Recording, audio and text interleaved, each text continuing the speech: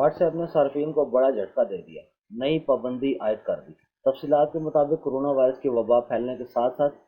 Social media پر اس کے حوالے سے جعلی خبروں اور غلط معلومات کی فراہمی کو روکنے کے لیے واٹس ایپ انتظامیہ نے صارفین پر ایک نئی پابندی لگانے کا اعلان کر دیا۔ دنیا بھر میں تمام صارفین کو آگاہ کیا گیا کہ اب صرف محدود افراد تک پیغامات بیک وقت فارورڈ کیے جا سکتے ہیں۔ اگر کسی صارف کو بہت زیادہ فارورڈ ہونے والا میسج، یعنی ایسا میسج جو 5 بار سے زیادہ فارورڈ ہو چکا ہو، تو اس نئی پابندی کے تحت صارف اس سے آگے مزید 5 چیٹس کی بجائے صرف ایک چیٹ کو فارورڈ کر سکے گا۔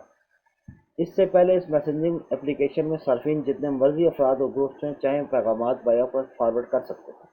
تاہم اب ایسا نہیں ہو سکے گا۔ واٹس ایپ نے گزشتہ روز ایک بلاگ پوسٹ میں بتایا کہ آج سے ہم ایک ٹیسٹ شروع کر رہے ہیں جس کے تحت فارورڈنگ کو محدود کر دیا جائے گا اور اس کا اطلاق واٹس ایپ استعمال کرنے والے ہر صارف پر ہوگا۔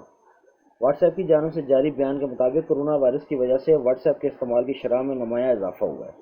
اور لوگوں کی جانب سے بہت زیادہ تعداد میں پیغامات کو فارورڈ کیا جا رہا ہے، جس سے غلط اطلاعات پھیلنے کا عمل بھی تیز ہوا۔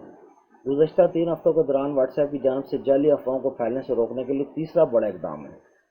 واضح رہے کہ کورونا وائرس کی وبا پھیلنے کے ساتھ سوشل میڈیا پر اس کے حوالے سے جعلی خبروں اور غلط معلومات بھی بہت زیادہ شیئر کی جا رہی ہیں،